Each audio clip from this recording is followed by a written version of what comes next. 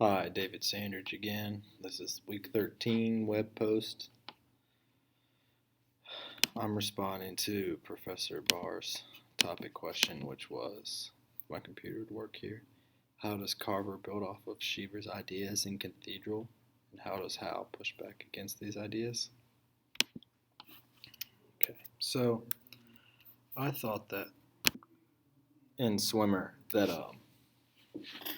Cheever was trying to really break out optimism and that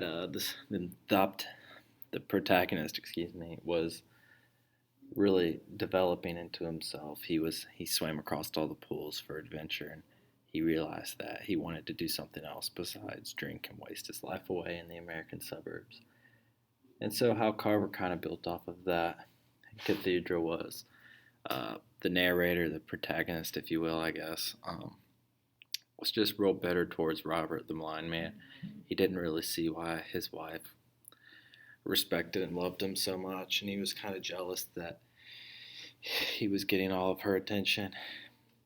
But as he got to know Robert when they were watching the medieval show on television and not really talking about much of anything, and he was explaining it to him, he thought just randomly about the cathedrals, and he was drawing it.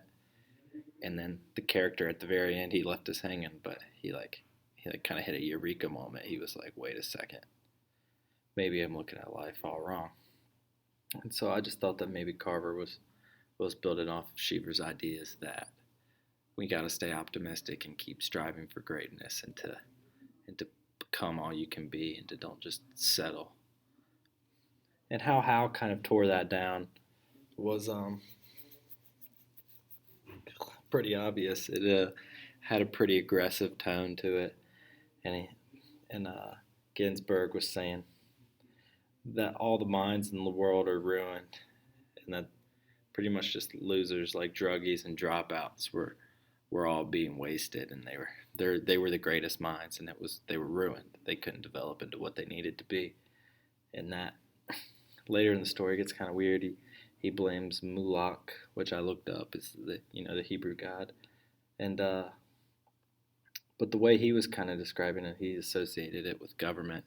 So that's where I started to think that maybe he was saying the greatest minds were being ruined by our country and what it had become, and they couldn't grow into what they needed to be. And so that's just how Hal took a different stance on what Cheever and Carver were trying to say.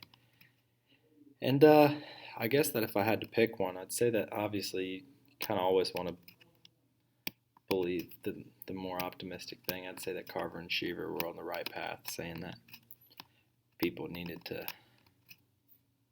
stay optimistic and strive for greatness.